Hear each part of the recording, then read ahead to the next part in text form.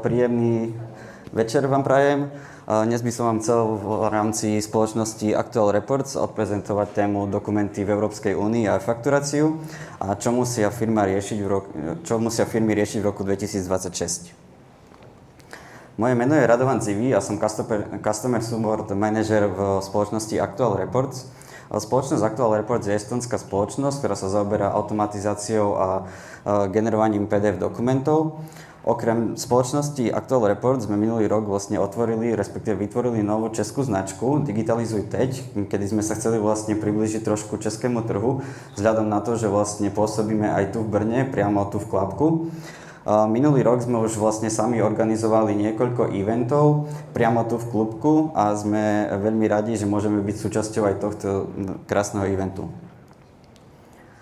Prečo sú dokumenty témou roku 2026? Keď sa bavíme o digitalizácii, tak veľa ľudí si pomyslí nejaké cloudové riešenie, hovorí o automatizácii, nejakých AI nástrojoch, avšak na čo sa veľmi zabúda a nejaká oblasť, ktorá vlastne možno nie je až taká viditeľná, ale je kľúčová, tak to sú dokumenty. Každá spoločnosť vytvára rôzne faktúry, správy, výpisy a vzhľadom na to, že každá tá spoločnosť vlastne tie dokumenty v podstate v praxi využíva, je dôležité, čo chcem povedať, že vlastne dokumenty hrajú veľmi výraznú rolu. A čo sa mení, tak vlastne v Európskej únii sa táto rola dokumentov úplne mení. Dnes už dokumenty nie sú iba nejakým súborom uloženým v systéme, dnes sú dokumenty auditná stopa, je to nejaký regulačný záznam. Čiže dneska v podstate nie sú dokumenty už iba tie súbory uložené v nejakých systémoch, sú to vlastne nejaké tie regulačné záznamy a podobne. Sme digitálni, ale sme pripravení? Podľa aktuálnych dát 70% českých malých a stredných podnikov dosahujú aspoň základnú digitálnu intenzitu. Priemer Európskej únie je 73%, zatiaľ čo digitálni lídri Severná Európa a Benelux dosahuje 85%. Môžeme povedať, že Česko trošku možno zaostáva, avšak čo je potrebné povedať je to, že Česko nie je offline ekonomika, Česko má digitálne nástroje, avšak otázka je v tom, že vlastne digitálna intenzita hovorí o prítomnosti tých digitálnych nástrojov, ale nie o ich prevedení. Digitálne neznamená integrované. Čiže to, že máme nejaký systém, nejaký digitálny účtovný systém, neznamená, že vlastne naše dokumenty sú validné a vlastne, že by dodržiavali nejaké európske štandardy. To, že máme napríklad nejaký AI nástroj, nehovorí to, že vlastne máme dokumenty, ktoré majú nejakú štrukturovanú podobu. Preto vlastne tým, že vlastne hovoríme o tom, že že či už máme nejaké tie nástroje a v podstate nám to nezaručuje to, či sú dokumenty digitálne, tak to nám vlastne zabezpečuje ten rozdiel medzi firmou, ktorá je digitálne vyspelá a firmou, ktorá je vlastne pripravená na rok 2026. Dokumenty v Európskej únii, tak historicky boli vlastne dokumenty hlavne nejakým výstupom procesu. Mali sme nejaký proces a nakoniec sme vlastne vygenerovali, respektíve vytvorili PDF dokument alebo nejaký dokument. V súčasnosti je to, že dokument je už dátový a regulačný prvok procesu, a vlastne obsahuje viacero prvkov ako štrukturované dáta, auditnú stopu, automatizované spracovanie. Čiže v podstate nie je to iba o tom, že už je to iba nejaký výstup, ale na základe tých dokumentov dneska začíname vlastne tie dokumenty zavádzať do procesov a od toho sa to vlastne celé odvíja. E-faktúra. Tak principiálne, keď som sa bavil s niektorými ľuďmi, alebo taká všeobecná milná myšlienka je taká, že veľa ľudí si myslí, že e-faktúra je vlastne iba nejaký dokument, ktorý bol principiálne iba vytvorený a následne odoslaný e-mailom. Avšak to je vlastne veľmi mylná predstava, lebo vlastne e-faktúra to vôbec nie je.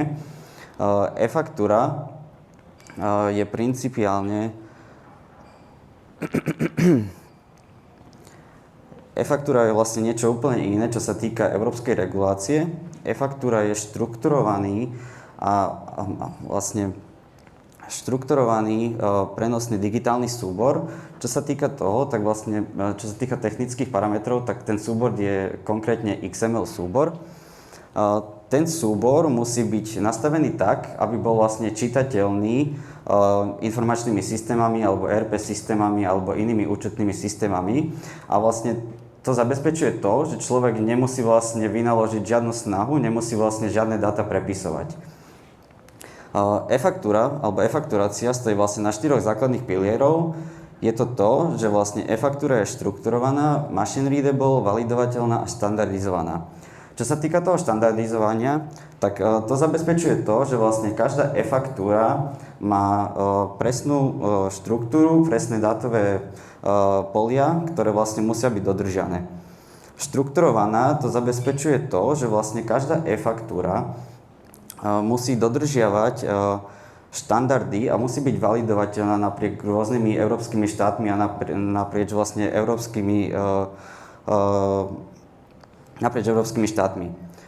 Taktiež machine readable, ako som spomínal, v podstate e-faktúry sú XML súbory, ktoré vlastne zabezpečujú to, že potom naše ERP systémy to vedia automaticky spracovať. A posledné je to validovateľné, tak to je hlavne vlastne v prípade auditov podstatné a pri DPH. Ako funguje vlastne e-fakturácia v praxi? Tak je to v podstate nejaký riadený dátový tok, kedy to všetko začína vlastne prvým tým generovaním tej faktúry. Jedná sa o to, že vlastne sa vytvorí z našho ERP systému nejaká štrukturovaná vlastne faktúra. Následne to prechádza do validácie, kedy vlastne sa skontroluje, či tá e-faktúra má konkrétne dátové polia. Ak to vlastne všetko prejde a prejde to vlastne tou validáciou aj legislatívnymi požiadavkami, prechádza to vlastne na ten prenos faktúry, kedy vlastne bude to zabezpečené cez nejaké elektronické kanály, ako je PayPal, alebo potom rôzne štátne platformy, keďže každý štát má proste nejaké svoje vlastné regulácie. Následne vlastne príde ku tomu, že vlastne tá e-faktúra je doručená tomu našemu odberateľovi, kde je vlastne automaticky spracovaná bez toho, aby musel človek niečo urobiť. A v poslednom prípade, ako náhle je vlastne tá faktúra automaticky spracovaná, dochádza ku tomu, že tá faktúra je automaticky spracovaná a vlastne triggerne tú platbu. Avšak na to, aby vlastne celý tento systém mohol fungovať, je potrebný nejaký univerzálny jazyk a tým univerzálnym jazykom je vlastne štandard NO 16931. Ten vlastne nám definuje nám vlastne povinné dátové polia e-faktúry a celkovo tú štruktúru tej faktúry na to, aby mohla byť vlastne spracovaná v rámci celej Európskej únie, v rámci všetkých inštitúcií a podobne.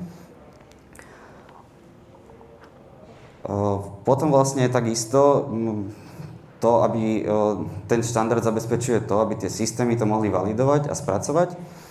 A čo napríklad my registrujeme v Actual Reports, tak nie je to iba o tom, že naši zákazníci, že by očakávali iba tú dátovú reguláciu, že v podstate budeme spĺňať tie štandardy, čo dodržiavame, ale je to aj o tom, že napríklad veľa zákazníkov očakáva od nás aj to, aby štandardy boli aj nejakým obchodným a reputačným nástrojom. Jedna zo spoločností Oecotex, to sú vlastne naši zákazníci, je to certifikačná organizácia. Okrem toho, že vyžaduje vlastne tie dátové regulácie, vyžaduje od nás aj to, aby tie dokumenty boli stále rovnaké a principiálne pixel perfect. Čiže nie je to stále iba o tom, že všetci proste hľadajú tie štandardy, čo sa týka tých európskych noriem, ale aj celkovo vo všeobecnosti nejaké iné. Ak sa pozrieme na formáty e-fakturácie v Európskej únii, tak vo všeobecný by som ešte predtým by som povedal, že Európska únia už celkovo má zavedené to, že každý jeden štát, každá jedna verejná inštitúcia je povinná vedieť spracovať a prijať e-faktúry.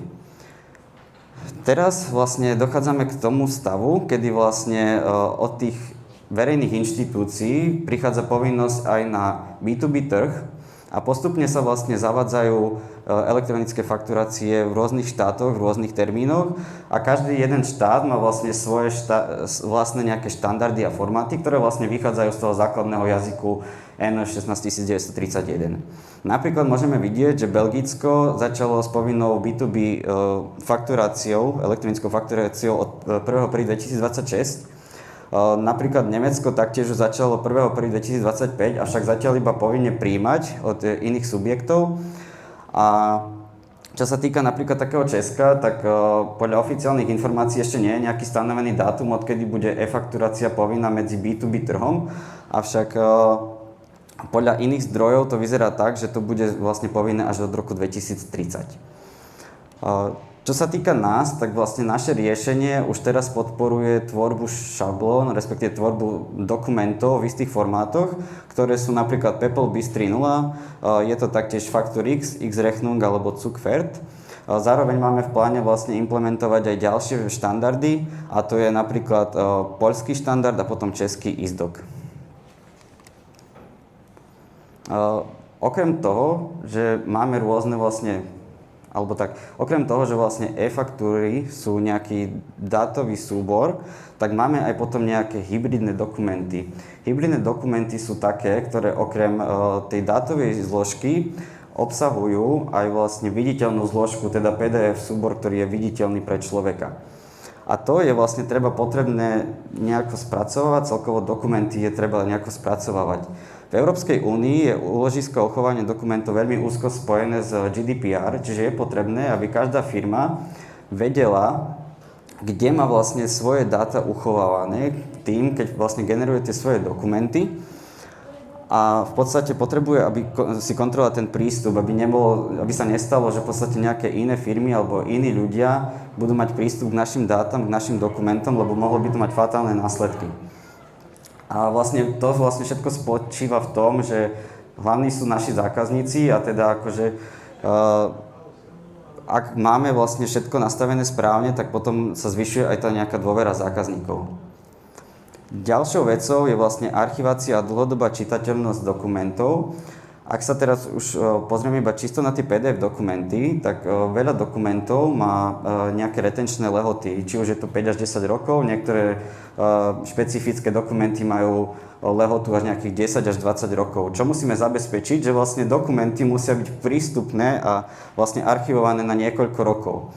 Avšak čo je dôležitejšie, okrem tej archivácie, je tá dlhodobá čitateľnosť. Dlhodobá čitateľnosť zabezpečuje to, že aj napriek tomu, že sa vlastne technológie nejako zlepšujú a každým dňom sa proste nejako vyvíjajú a postupne, tak je to potrebné zabezpečiť, aby vlastne v hociakej technológii alebo v hociakom systéme boli vlastne tie naše dokumenty stále prístupné a stále čitateľné. A to vlastne zabezpečuje štandard PDF-A, čo je vlastne archívny ISO štandard, ktorý presne zabezpečuje to, že principiálne vlastne dokumenty budú prístupné a čitateľné aj o desiatky až 20 rokov. Ďalšou z vecí je vlastne prístupnosť dokumentov. European Accessibility Act hovorí o tom, že vlastne dnes digitálne služby musia byť prístupné, a to vlastne prístupné pre nejakých znevýhodnených, čiže či už nevidiacich alebo nepočujúcich. A to nám vlastne zabezpečuje štandard PDF UA, ktorý je tiež vlastne ďalším ISO štandardom a pre prístupné dokumenty. Čiže, že by sme si to predstavili, tak principiálne vlastne tieto dokumenty obsahujú nejaké metadáta, nejakú štruktúru, ktoré potom vlastne vedia byť interpretovateľnými napríklad nejakými čítačkami obrazoviek a tým pádom vlastne vedia prekonvertovať tieto dáta aj vlastne nepočujúcim, respektíve nevidiacim.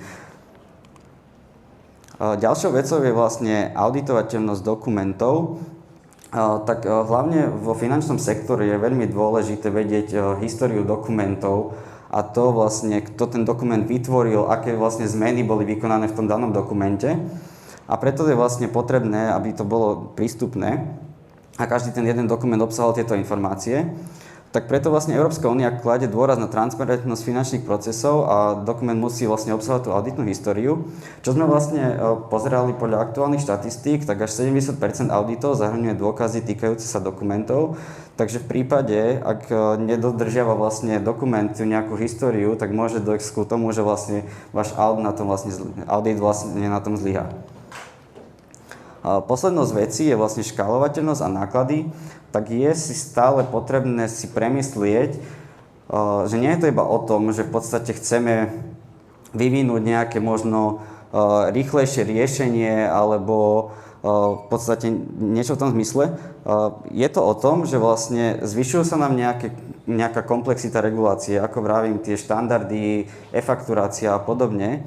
Zároveň to chceme vlastne tie e-faktúry integrovať do našich procesov, aby to vlastne mohli systémy automaticky spracovať. A taktiež sa zvyšuje objem dokumentov.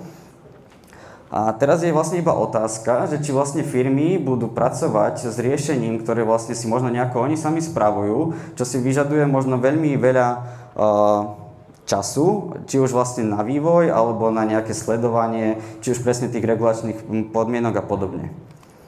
Jeden z príkladov je vlastne Big Bank, čo je jeden z našich zákazníkov. Je to vlastne estonská banka, ktorá vlastne sídli vo viacerých, respektíve je to digitálna banka, ktorá vlastne pôsobí na viacerých trhoch, či už v Severnej Európe alebo aj v Bulharsku. A čo sa vlastne Big Bang snažil dosiahnuť? Vlastne centralizáciu dokumentovej infraštruktúry.